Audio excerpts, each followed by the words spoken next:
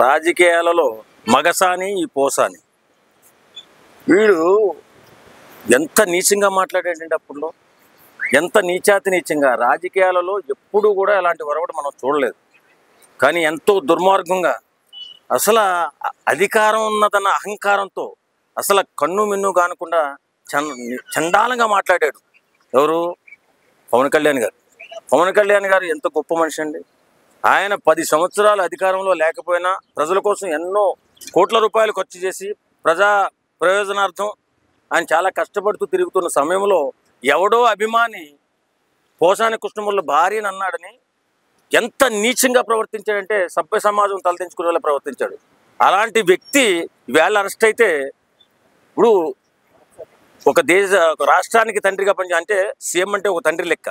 అలాంటి తండ్రి లెక్క పనిచేసినటువంటి జగన్మోహన్ రెడ్డి ఇది అక్రమ అరెస్టు, ఇది అన్యాయంగా అరెస్ట్ చేస్తున్నారు, రాజకీయ కక్షతో అరెస్ట్ చేస్తున్నారు, రెడ్ బుక్ రాజ్యాంగం అంటున్నాడు.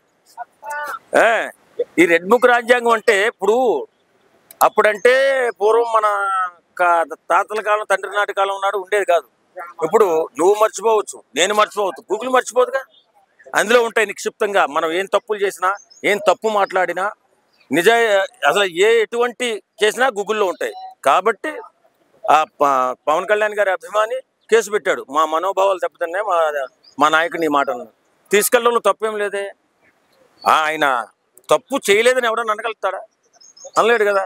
అలాంటప్పుడు అరెస్ట్పై ఈ వైసీపీ నాయకులు మాట్లాడడం చాలా చండాలంగా ఉంది. ఎందుకంటే రాజకీయం చేసుకోండి తప్పులేదు, కానీ దుర్మార్గుని అరెస్ట్ చేస్తే మీకేముందో.